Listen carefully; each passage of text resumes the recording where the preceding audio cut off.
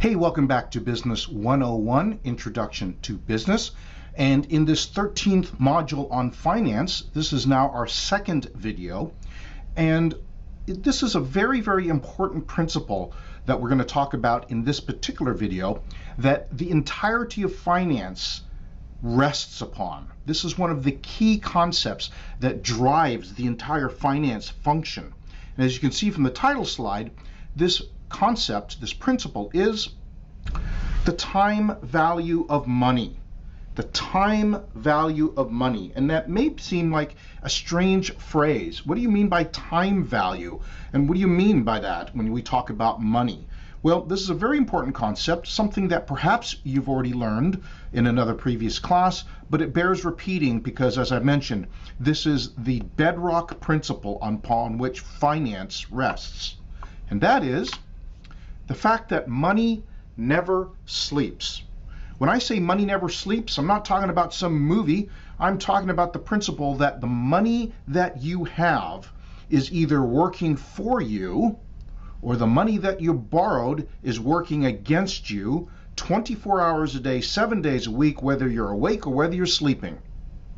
Bullet point number one, the money you have is either working for you, in other words, it earns interest in your savings account or in your investments even while you're asleep, or the debts you have are working against you because they continue to accumulate interest due even while you're sleeping, even when you're not paying attention to it, even when you're busy and obsessed and focused on something else in your life.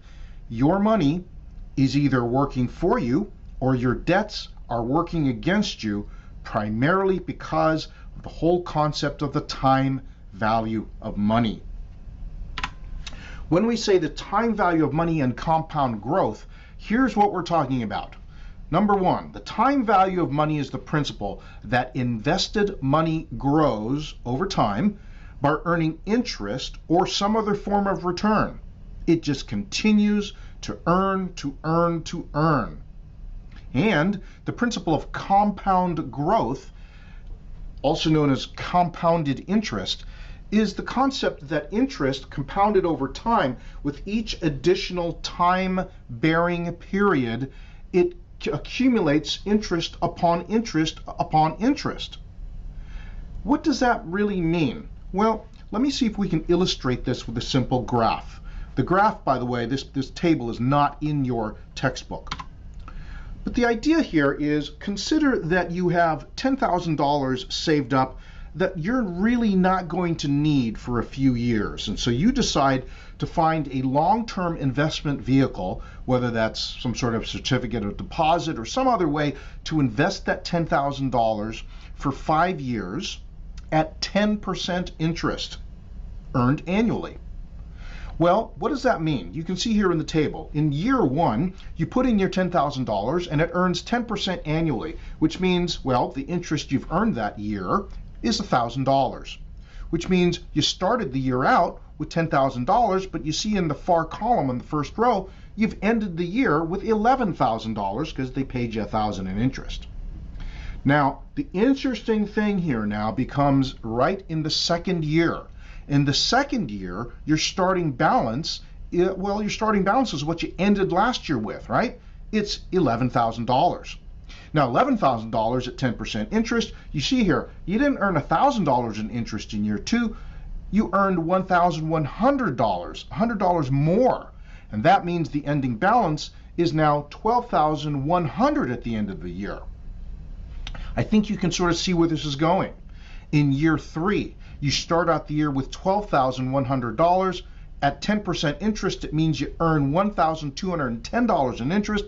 You've now ended the year with $13,310. The fourth year, you end with $14,641. At the end of 5 years, look at this. You started with $10,000, but because of the principle of compounded interest, in other words, the interest you earned is now earning interest on top of it. You've now ended up at the end of 5 years with $16,105.10, right? You started year 1 with $10,000. You ended year 5 with $16,000. In fact, $105 more than $16,000. This is what we mean. The principle that money never sleeps. Is your money working for you? And at what interest rate? How hard is it working for you while you're taking classes in college, working during the week, sleeping in the evenings, doing all the things your normal life does? Your money never sleeps. It's still earning interest, and compounded interest, interest upon interest. Let's take this one step further. Let's say that you just started out with $1,000 at 10% compound interest for 20 years. Look at this chart. This again is not in your textbook either. This is just so that you are, I'm sure that you are getting the whole concept that money never sleeps, the time value of money. If you took your $1,000 at year 0 and stuck it under your pillow, then what you see there in the teal bar, the green bar, it says principal. At the end of 20 years, as long as you still kept it under your pillow, you still got that $1,000, right?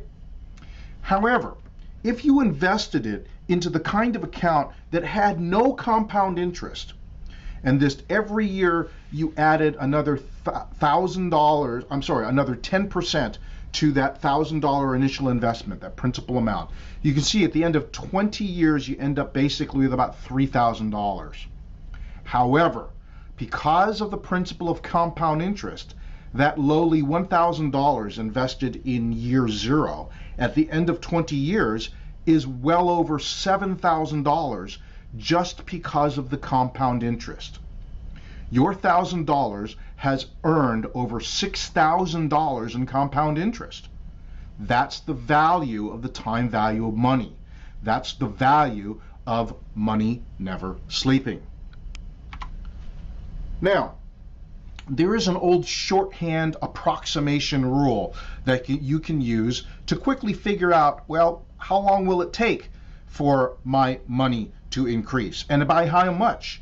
This is not an exact calculation, it's simply an estimate, but it's called the Rule of 72. It's a famous old approximation estimation tool in finance. This has been around for generations. And here's the idea. You can find the number of years needed to double your money by dividing the annual interest rate into 72. And that's just one half of it. The second half of it is the Rule of 72 can also calculate how much interest you have to get if you want to double your money in a given number of years. You take 72 and divide it by the desired number of years. Now, I understand this can look like a word salad without an illustration. So let's give you an illustration. All right, I'm earning 6% interest. How long will it take for me to double my investment amount? Let's say I got $10,000 at 6% interest invested. Well, the Rule of 72 suggests if you got $10,000 at 6% interest, it'll take you 12 years to get to the point where you have $20,000. Now, 12 years seems like a long time unless you know you're not going to need the funds for 12 years, right? So that's the first part of the Rule of 72 illustrated. Here's the second part. Let's say I want to double my money in 10 years.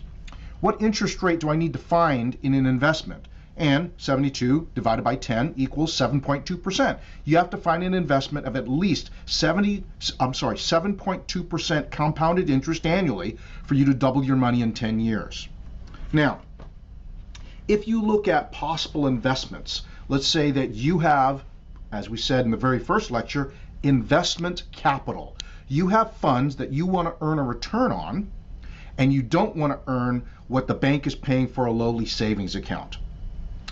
This is where the Rule of 72 comes in handy, because now you can look at different investment options. Should I buy bonds? Should I buy a T-bill? Should I buy a stock? Should I buy an ETF or a mutual fund?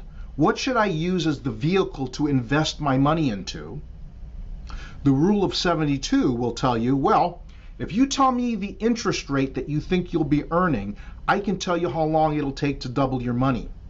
Or, if you're sure you want to double your money, in a certain number of years, because that's when you're going to need it, I can tell you what interest rate you need to look for as a minimal interest rate for your investments in order to make sure you double your money in that number of years.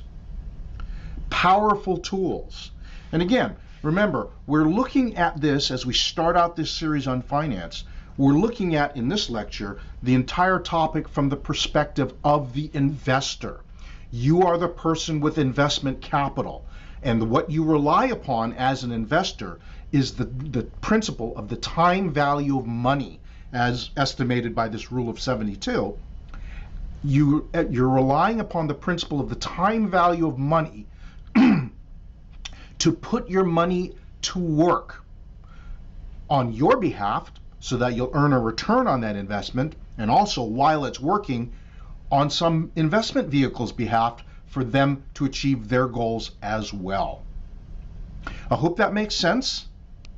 Make sure you review all of this stuff in the front half of the chapter in the textbook, and we'll see you in the next lecture.